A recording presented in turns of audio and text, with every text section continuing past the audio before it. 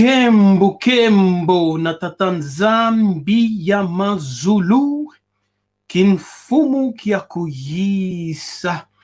Our praises to the Most High, Nzamba Mpungu Tulendo. Greetings to all the Bantu family all over the world, to this person outcast of Isolele in the eastern and western hemisphere.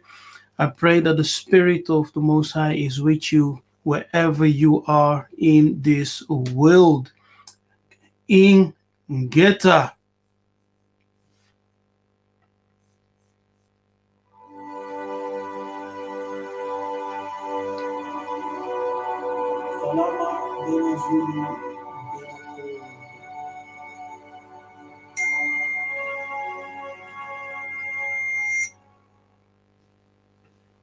Yes, in this video we will be talking about catching the thief. Hallelujah, catching the thief. So, one of our great prophets named Simon Kimbangu, when he was ministering to the Kongo people in 1921, he gave them a prophecy. And in the prophecy and advice that he gave to the Congo people, he said, continue to read the Bible, study it, yes, live in accordance to the spiritual principles, obey the law of God. But as you study the Bible, you will catch the thief with the object which he stole. Okay, so in his saying, he stated that the Bible is a stolen book which the European brought to the people, to the Congo people, right? Because he said, study the Bible, continue to read it, and you will catch the thief with the object which you stole. When we look up the definition of a thief, it's a person who steals another person's property, especially by stealth and without using force or threat of violence. Okay. Now, when we go to the book of John, Yiseka'yah said, the thief cometh not but for to steal and to kill and to destroy. I am come that they might have life and that they might have it more abundantly. Ingeta.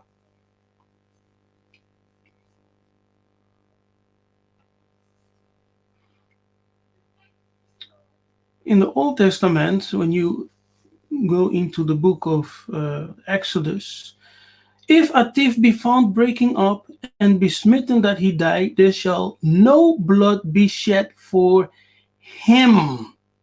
Okay? And so on. Here. If a man shall deliver unto his neighbor money or stuff to keep, and it be stolen out of the man's house, if the thief be found, let him pay double. Okay.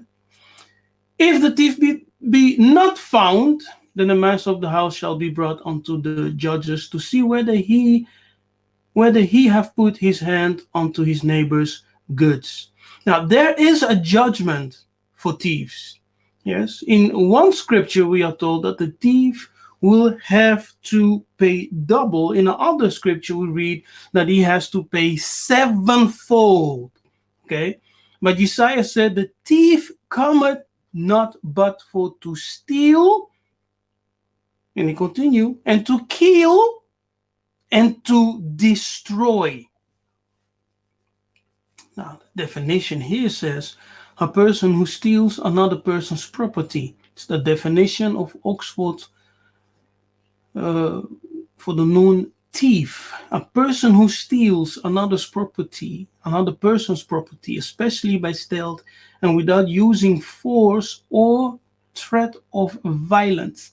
But the scripture tells us that a thief, when he comes to steal, will use force.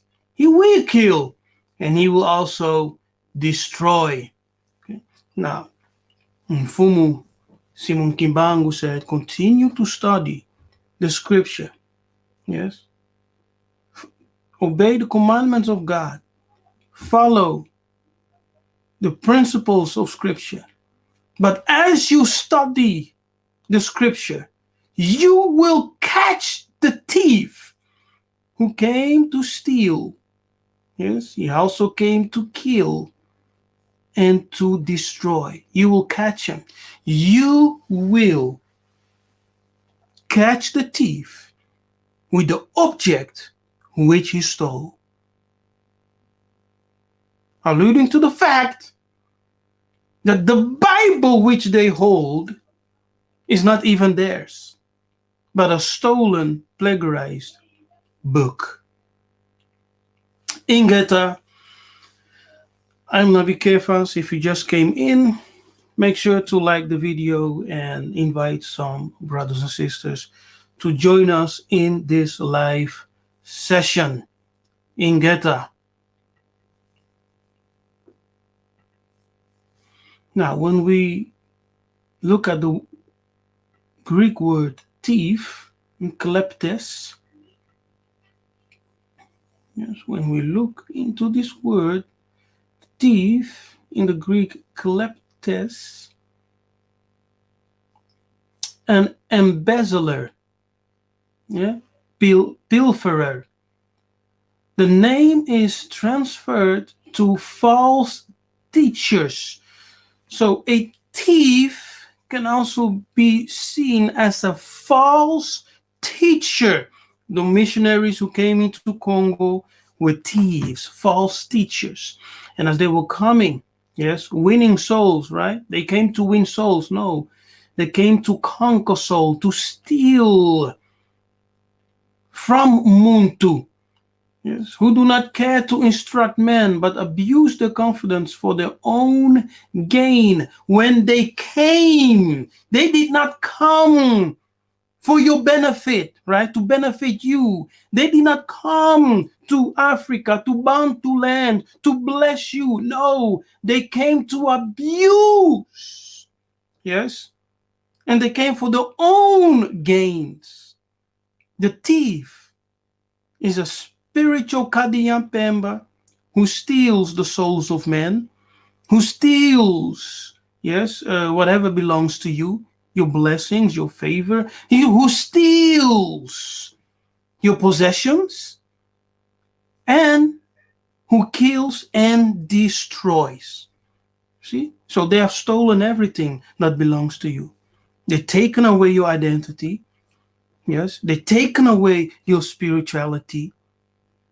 They practice it, but as you try to practice it, they will deem you what? Demonic. They stole our brothers and sisters, our fathers and mothers, uncles and aunts from the continent, shipping them to the Americas, to the Caribbeans, and to all the other islands, enslaving them, colonizing those who left behind. So, one of our great prophets said, continue to read the Bible.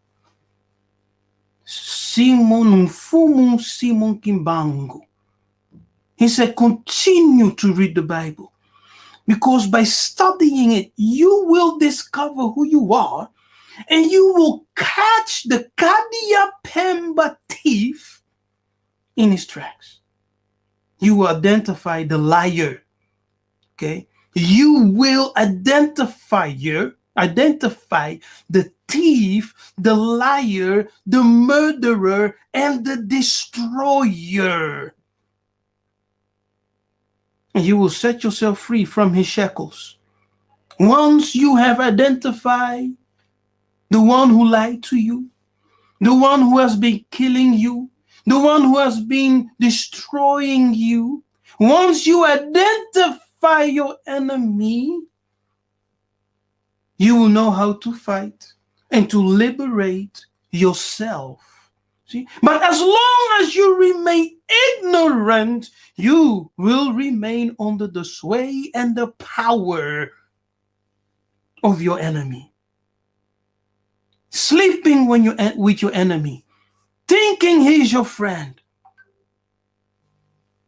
But all he does is identify ways to steal even more from you. Yes? And to continue his wicked deeds to destroy you completely. But in your ignorance, because your mind is full of darkness, you think he's my friend. Simo Gimbangu said, wake up, Bantu. Wake up, Bantu. I'm leaving you with this task. As I will be gone from this world, I'm giving you this task. Continue to read scripture. Continue to study the Bible. And catch the thief. And when you catch the thief will be on the judgment, right? Because when you catch the thief will be on the judgment. He will have to pay. Time for retribution. Time for judgment. Hallelujah. Ingeta. How are you all doing, people?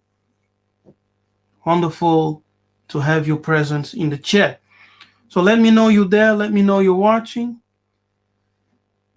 Like the video, share, and invite some people to join us. Ingeta.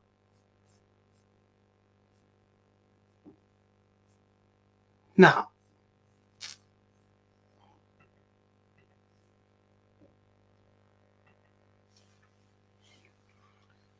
this is in the museum. It is the Belgian Museum of Africa. It's actually the Kongo Museum in Belgium, Ter Leuven. Yes, it's the Belgian Museum of that.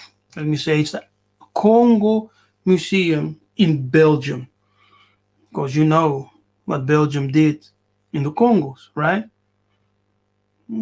The wicked deeds.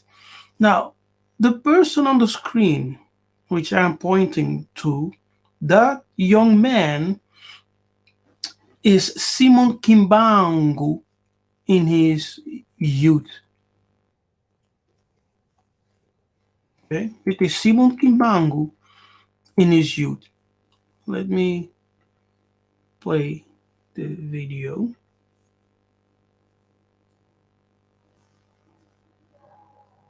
Simon Kimbangu. Okay, let me pause for a moment.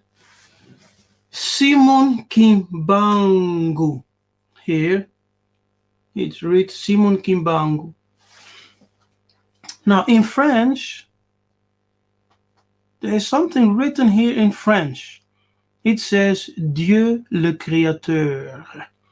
Dieu le Créateur, which translates to God the Creator.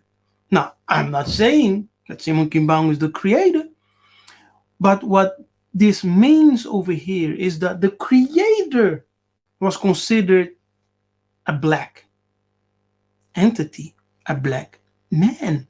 Okay, and it is where? In the Belgian Museum of Congo.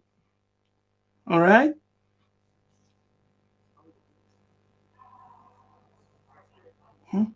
Yeah, once again, we see here Simon Kimbangu, Mfumu Kimbangu in his youth. Okay. Now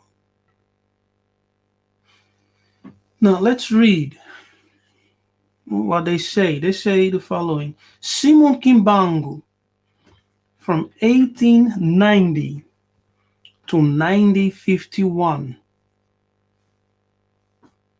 a former Protestant catechist, makes a name for himself as a prophet and healer in 1921. He also predicts the end of the colonial regime. Catholic missionaries and the government regard his success as a threat. Okay? And he is arrested and sentenced to death. King Albert I commutes the sentence to life imprisonment. His movement is forbidden, and his followers are banished or locked up in camps. They were killed and murdered, where they have to perform forced labor. Kimbangu himself dies in 1951 after 30 years in prison. Congo officially recognized him as a national hero in 2010. Ingeta. Now, in the Belgium Museum, they say that he was a Protestant catechist. Now, remember, in this time, the Belgian power, the European Belgian power, yes, was forcing the Bantu Congolese to accept Christianity or be killed, right? So they were forcing Christianity to the people. Everyone had to convert or be prosecuted, right? Okay? Now, Simon Kimbangu was a Christian because of European persecution. But he was a Congo Bantu in secret. All right? Now, when he started to prophesy openly, yes, and to perform miracles and to heal the sick, even raise the dead, cast out demons, the Catholic missionaries and the European Belgian government regarded his success as a threat. And they came with a scheme to arrest Simon Kimbangu and to kill him. But the Belgian king, Albert I, he commuted the sentence and said, no, put him in life imprisonment. And Mfumu Kimbangu was imprisoned for 30 years.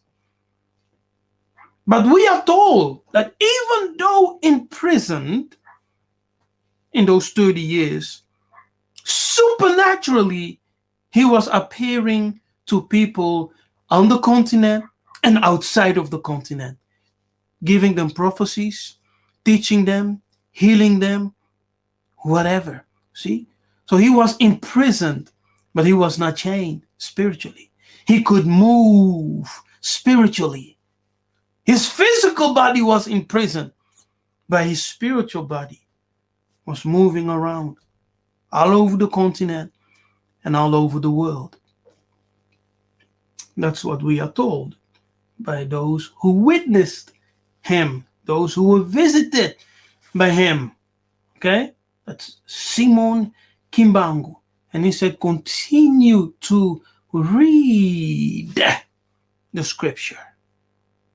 Ingeta, and you will catch the thief with the object which he stole.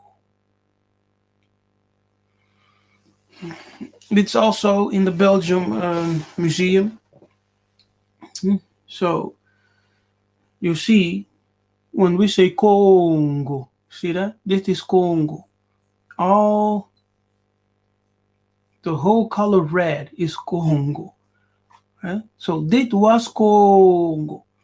What they also called Cachiopa, Congo Cachiopa, or in the Greek Ethiopia, yes, or in the Hebrew Cush. It's Kongo. All right. Now, they took the children of Congo.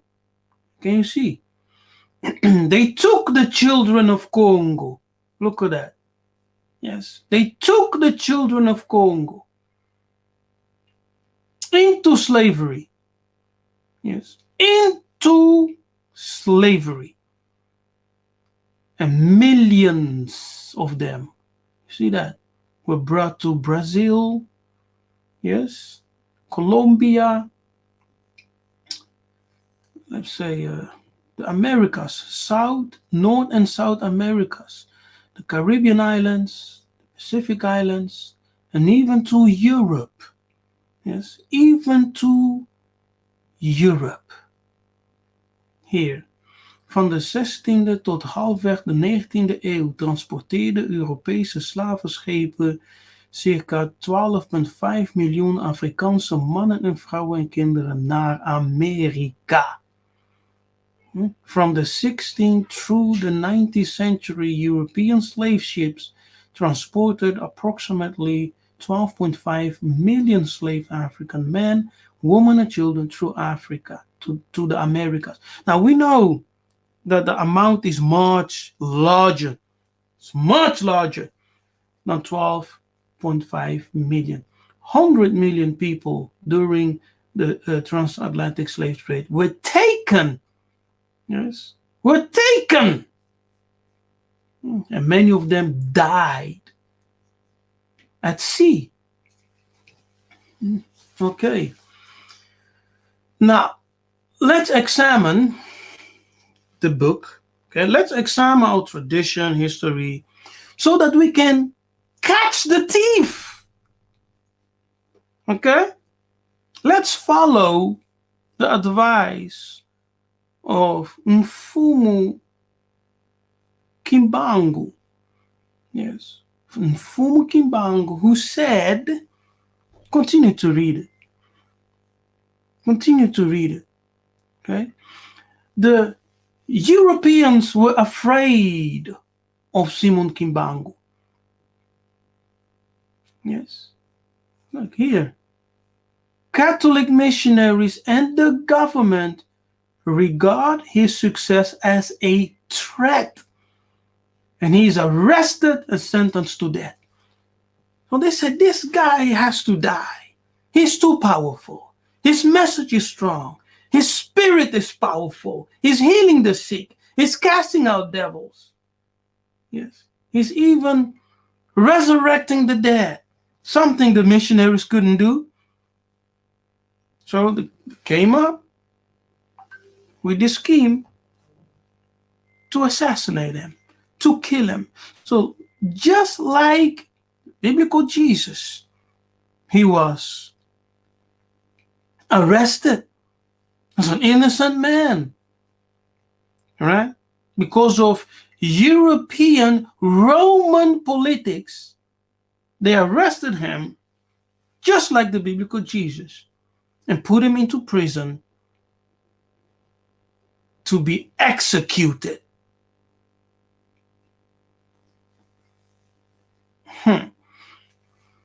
Okay.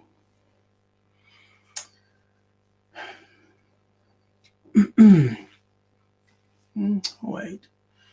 Now, in the book of Acts 13, verse 1, we read the following. Now there were in the church that was at Antioch certain prophets and teachers, as Barnabas,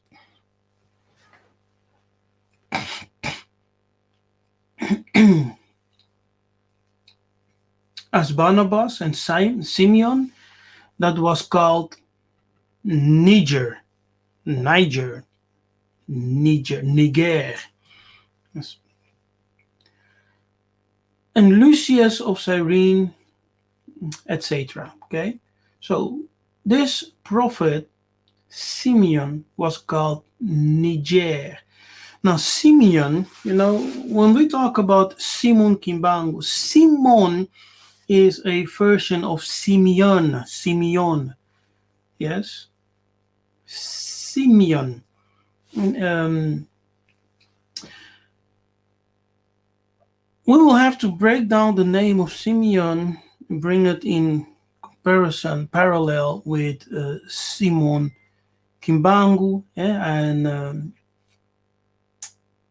the Congo word Semi, right? Because the Congo word Semi means creator, yeah, Sema and Semi, to create and seed, which gives the name Simeon or Simon. All right, now this word Niger, yes, this word Niger is Latin, right? It's actually Latin. It comes from the Latin Niger, which means black, right? Black here. Niger of Latin origin, black, a nigger, a Christian, right? A nigger. So this Simeon or Simon was a nigger. Niger was a black man. Not Mundele, black. It says the same definition as the word Kush or the Greek word Ethiopia or Ethiop, which also means black. Okay, cool.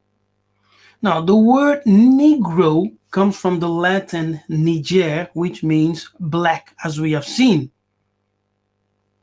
Yes?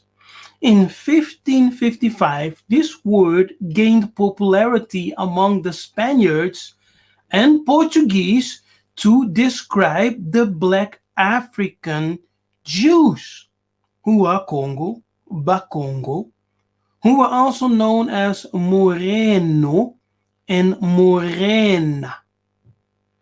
The Spaniards and Portuguese used the word Moreno as a nickname for someone with dark hair and swarthy, that is to say, black complexion.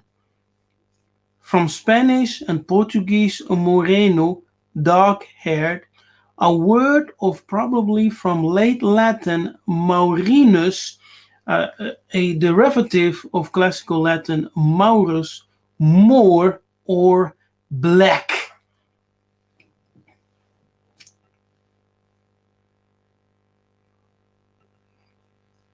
Okay.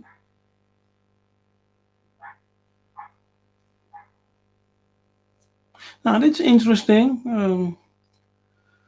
Father Siati spent several years at the Kaheti Catholic Mission in Kenya. In a manuscript written in September 1932, he says, it can be easily concluded that the Agikuyu from Kenya have had some contact with the Hebrews after their departure from Egypt. In summary, we see that Hebrew religion and culture permeated Black Africa from coast to coast and represents the very heart of the native civilization. However much it may have changed or become corrupted through the centuries. Now, it's a quotation from the book Hebrew Heritage of Black Africa. Now, Agakuyu is a Bantu tribe in Kenya.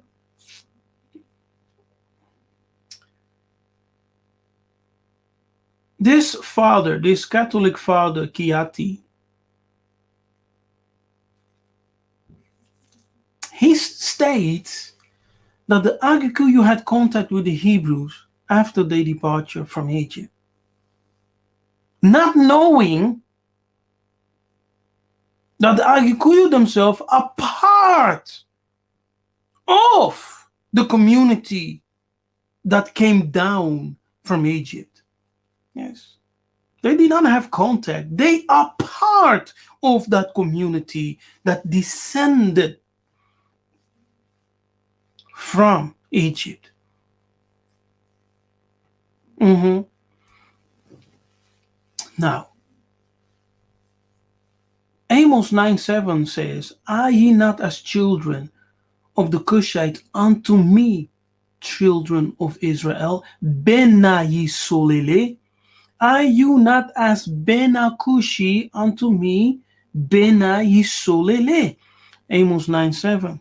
Now, Cush is, of course, in the Greek Ethiopia, which is Kachiopa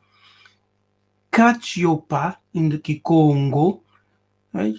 It's also ancient Nubia, which is actually the same territory. Yakongo, Nzambiampungu. In scripture, called the Israelites, Yisolele, Cushite, Nubians, right? Difficult to understand for many people because of European lies and manipulations, sorcery. But we will catch the thief with the object which he stole just by going through scripture, okay? Decoding scripture. And as we do so, you will see Bantu tradition there.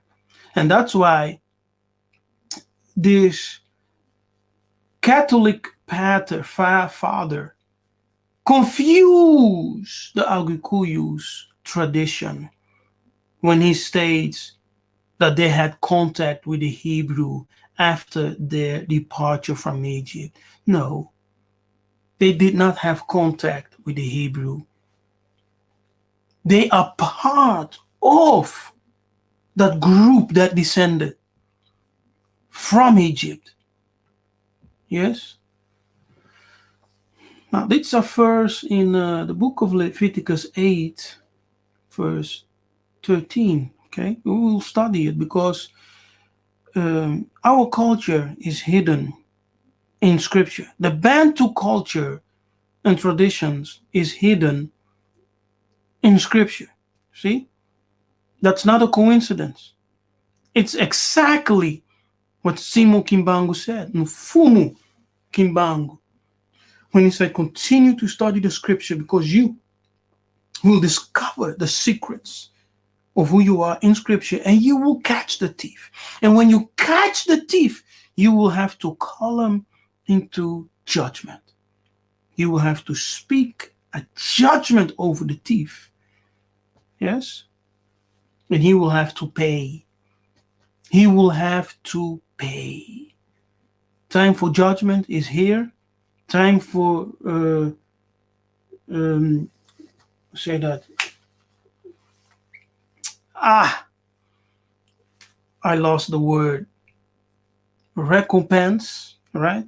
Is here as we rediscover who we are and identify the thief, the killer, yes, the destroyer.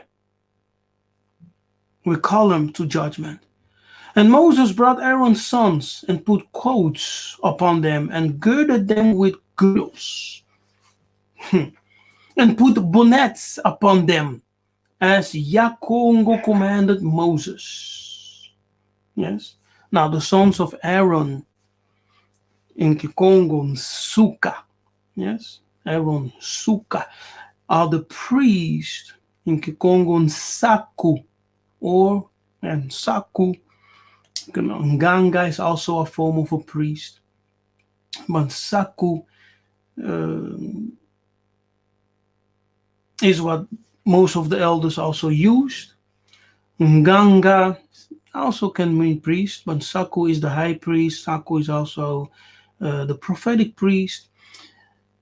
So they are the priests of the Most High. Exodus 28:4 states that they are clothed, or Aaron is clothed in holy garments for beauty and glory. Okay, now we will break this down into Kongo traditions. Okay, what we see amongst the Kongo, and you will easily understand that we the people, and that everything in the Bible was stolen away from the Bantu people. Are you ready?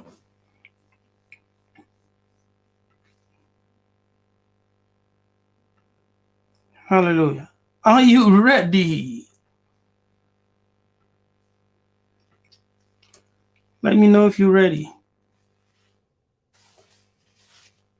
Yes? Shall we go? Okay.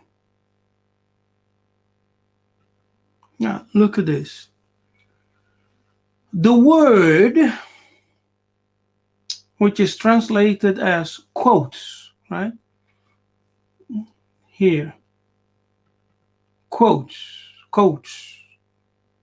That word is in the Hebrew ketonet, but in the Kikongo, that word is kinkutu. Kinkutu. And every Kongo elder and Kongo speaker will understand immediately. What I am wearing right now is a form of kinkutu. Okay? What I'm wearing right now, it's a form of kinkutu. What does it mean? It means a shirt, tunic, a jacket. Yes, a jacket.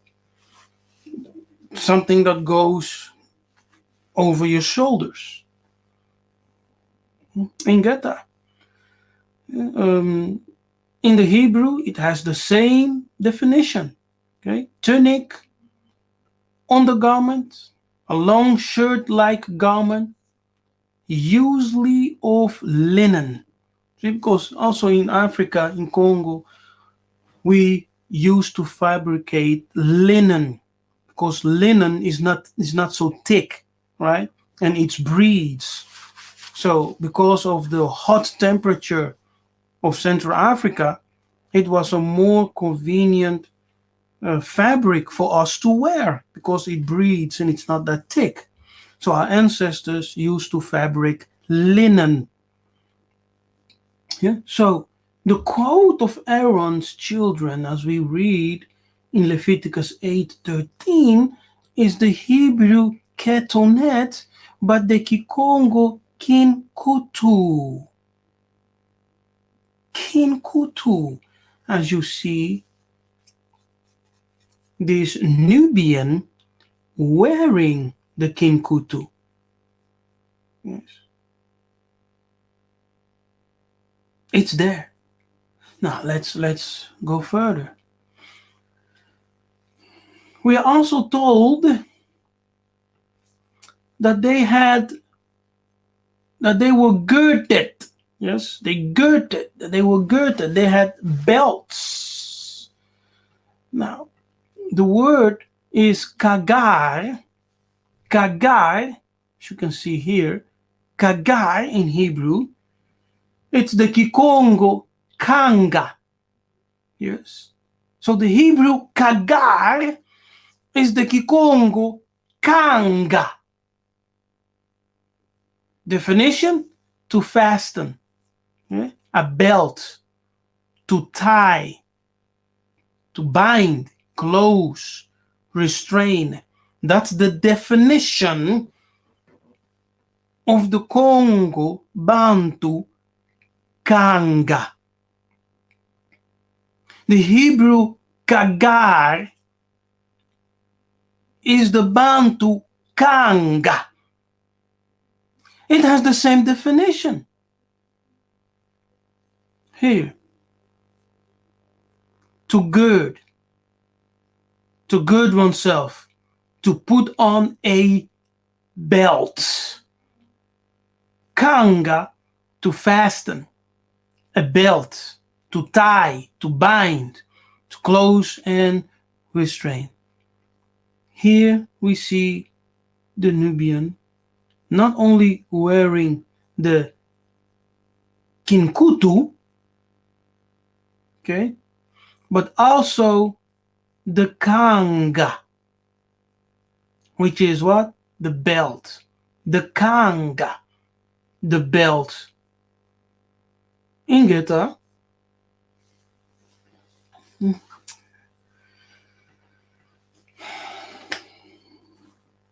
Hallelujah.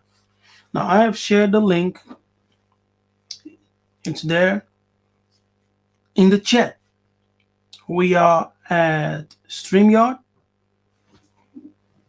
If you want to come in and join this conversation, you're welcome. Okay? But as you come, be respectful. Don't come here with nonsense. Okay? Be respectful.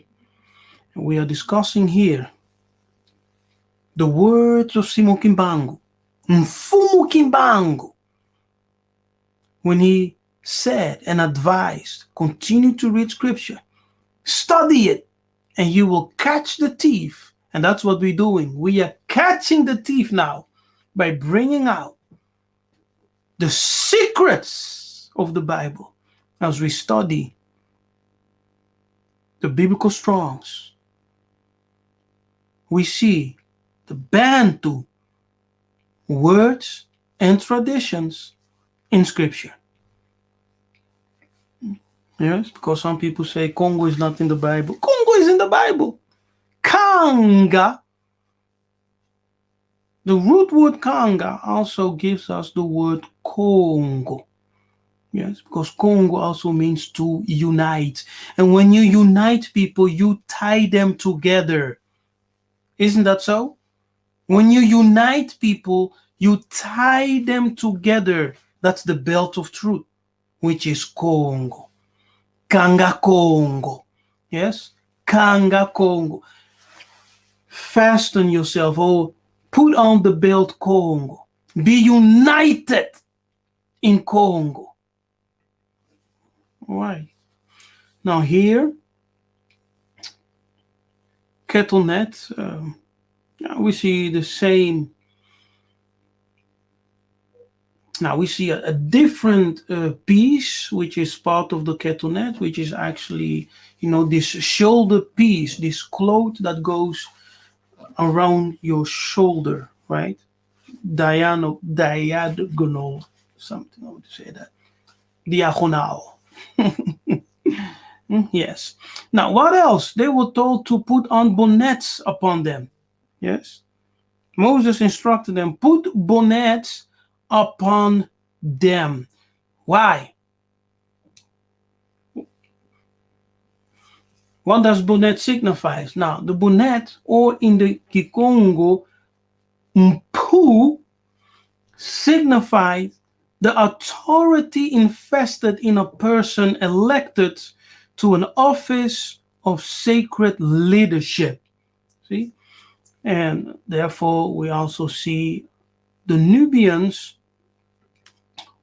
who had mpus, so bonnets upon their heads. Now, when you go to Africa, to Congo, Angola, you will still find the tradition of the elders and leaders, right, who were wearing the mpu, which is the bonnet, the mpu upon the head, which signifies authority, yes, authority and leadership in the community.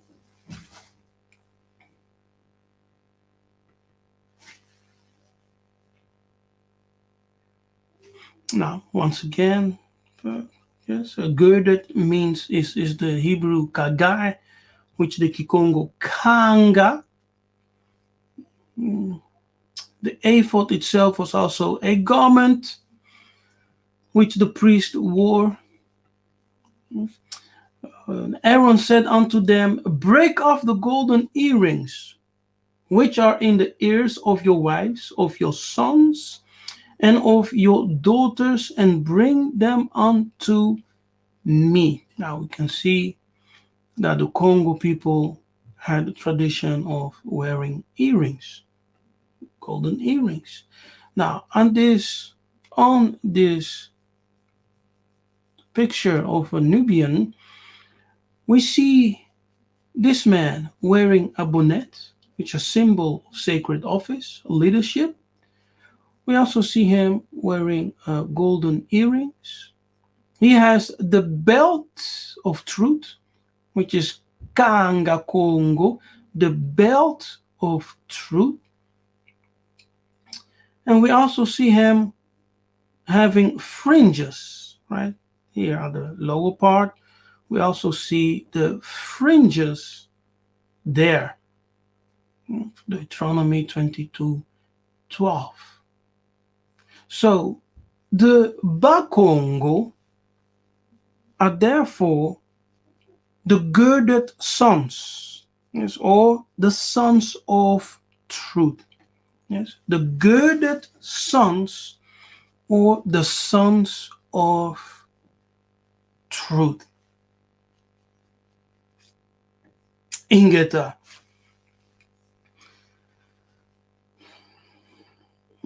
Yeah, that's it, people. I won't make this video too long, or maybe we can read this portion to conclude. Yeah, so the Bakongo are called girded sons. Bar Kagor in Hebrew, Bar Kagor translates to Ba Congo.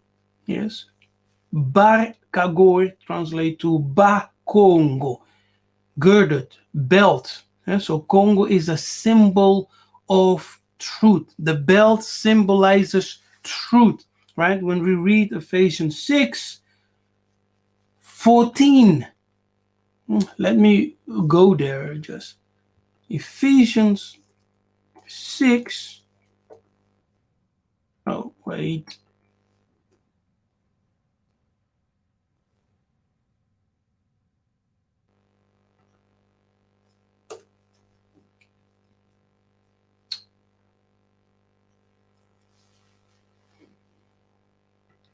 What's going on?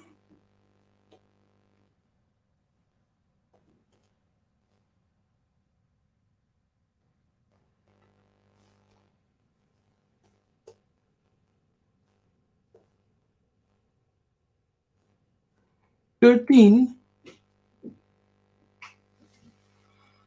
Wherefore take unto you the whole armor of God, that ye may be able to withstand in the evil day, and having done all to stand. Stand therefore, having your loins girt about with truth. See? So your loins, what? Gird about with truth. So have the belt of truth. Clothe yourself with the belt of truth. That's what the apostle is saying. Okay. So the Bakongo are the children or the girded sons, the sons of truth. Yes. And Yiseka'yah was, is, and will come as a Bakongo, son of man girded with the truth. Now let me go back for a little bit. So we have the Hebrew word for belt, which is kaga, which the Kikongo kanga. Yes. And the Kikongo word kanga has the same root with the word Congo. So kanga Congo means to unite, to be united in Congo, in the truth, which is Congo. Therefore, the Bakongo are called the sons of truth, the girded sons. Ingeta. Hallelujah. Now, I won't make this video too long. I've been talking for almost an hour at this moment. Now, let me ask this question. I asked a question, right? Let me share it here. Is the name zombie in the Bible? Right?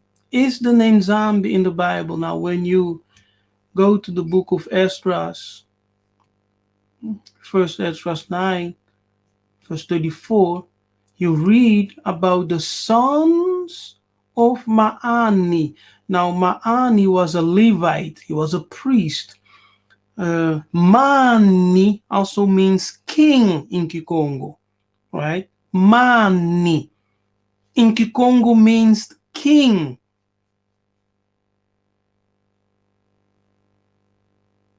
Coincidence? So, the sons of Maani, Mani meaning king, and this Maani was a priest, he was a Levite.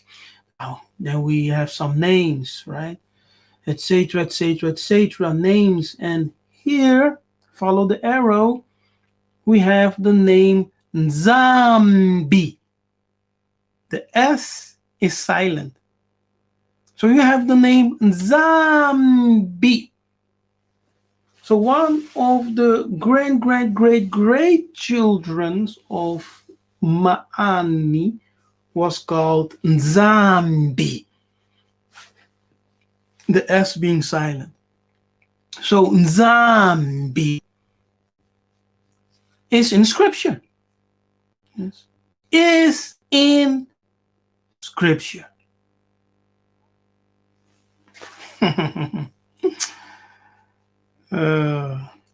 You see, so we just need to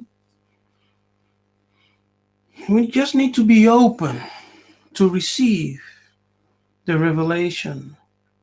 Don't box yourself in something, right? Be a truth seeker. That's it. Be a truth seeker. Don't box yourself in something and say, oh, I will defend this movement with my life. I am a Hebrew Israelite. I am a Christian. I am this. Be a truth seeker. Okay? Because those who seek the truth, they will recognize the truth when they hear it. Yiseka'yah said, everyone who is of the truth will recognize the truth when they hear it. So do you recognize the truth as you hear it? Those people who they called Israelites in the Bible are actually the Bantu, the Kongo people who are called the sons of truth, the girded sons. Ingeta. Now, people, before we go, please like the video, okay? We have more people watching than there are likes. When you come in, just hit the like button. Give this video a thumbs up. Hallelujah. Now I'm done. I've been talking for almost an hour. If there's anyone who wants to come in and make a comment or contribute or add to what I have said, the link is there in the chat. You can come. You are welcome. Just be respectful as you come. Okay? Don't come with childish behavior. Come a spiritually matured person. Okay? I invite you. You are welcome. Okay. Now look at this. That is something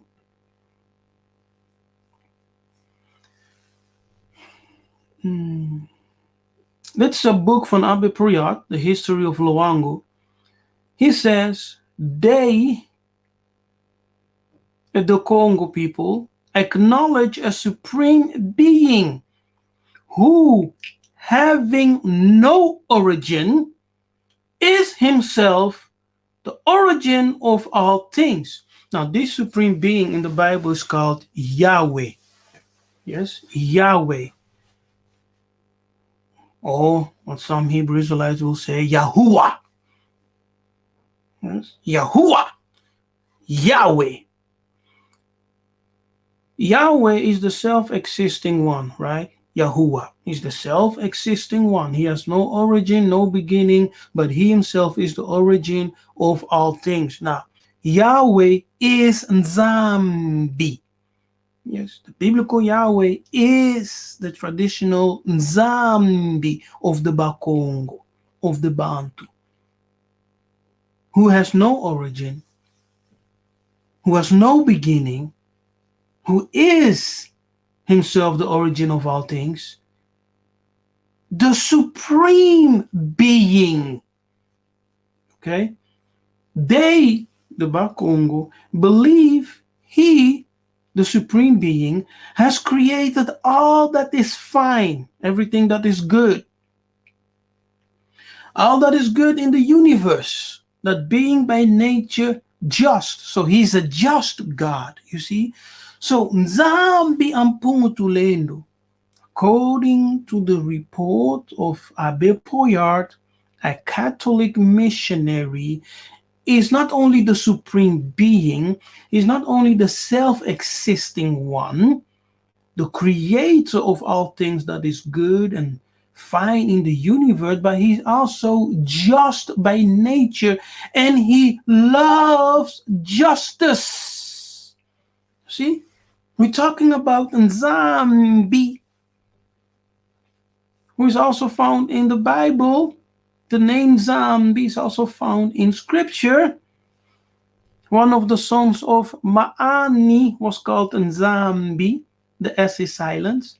And Ma'ani itself, Mani in Kikongo, means king.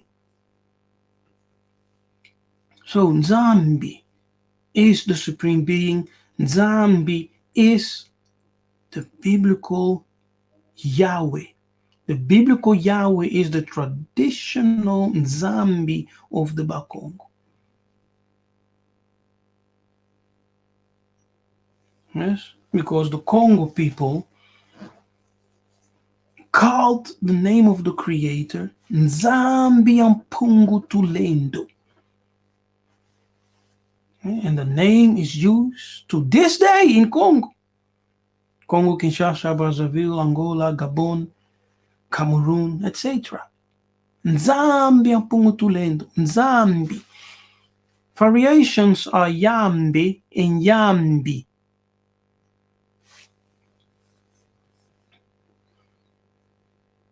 What else? Now, there is, of course, the Hebrew connection, the Greek and Latin with the Bantu people and the Bantu language. You see? So, by studying all of this, by decoding the biblical secrets in the Strongs, we catch the thief with the object which he stole. And as we catch the thief must undergo judgment.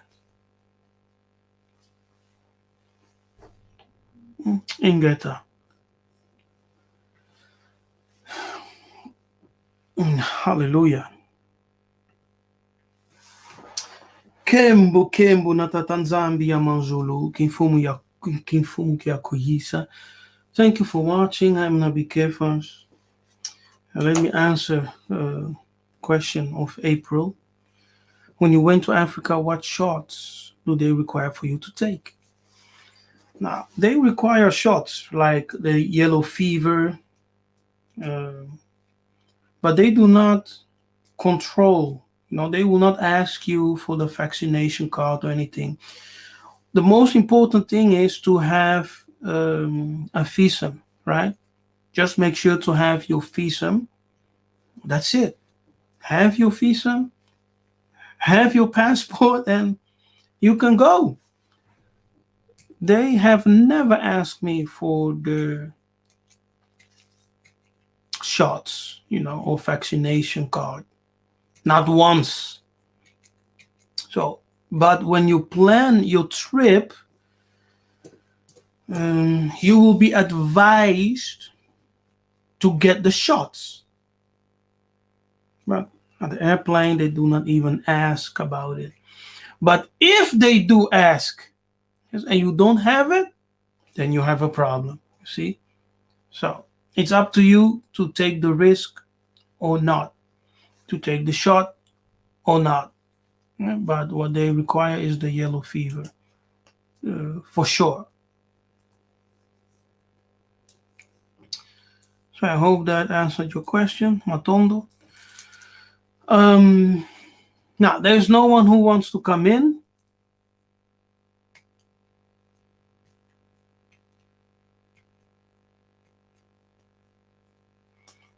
But I do see some comments that I want to highlight, like this one.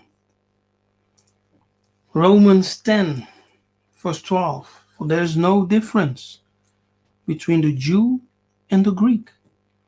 For the same Lord over all is rich unto all that call upon him. Israel in spirit.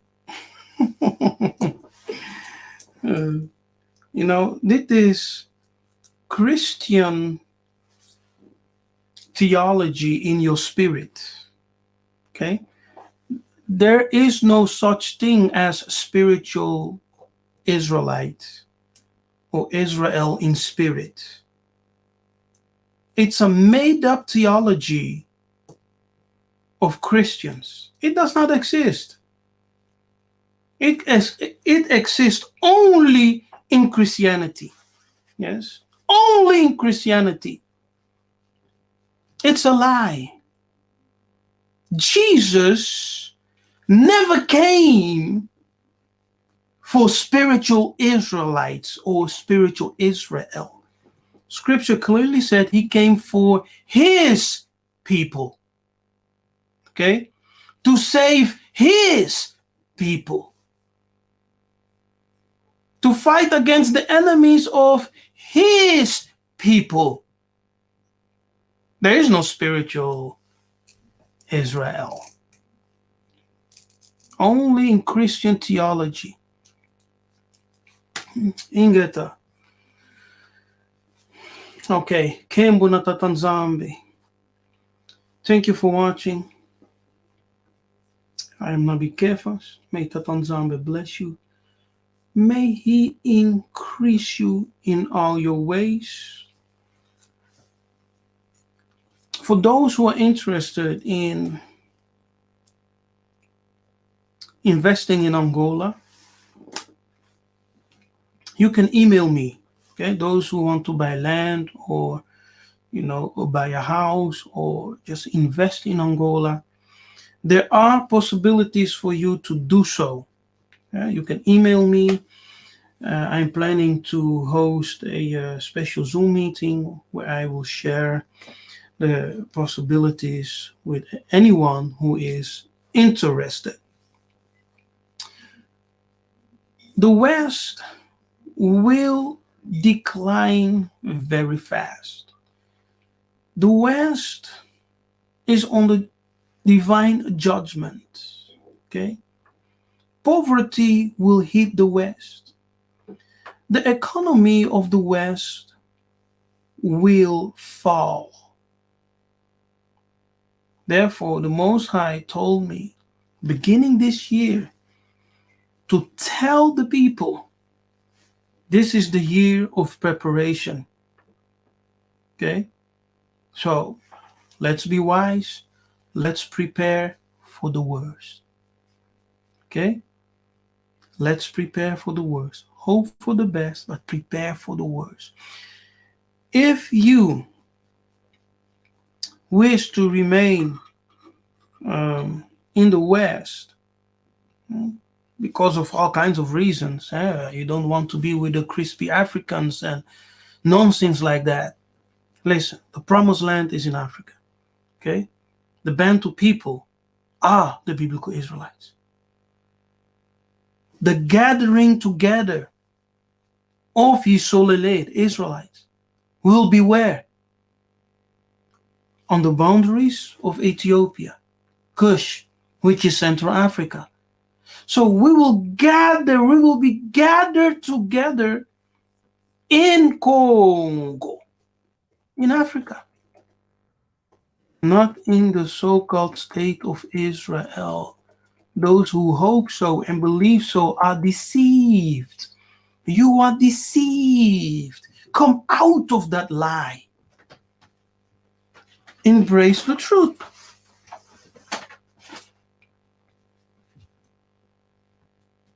And get that. So let's prepare, right? A wise man prepares. So be wise. I am Nabi Kefas. Thank you for watching. Tatanzambe bless you. In the mighty name of Yiseka'yah Kongo. Maleki Makongo. Ingeta.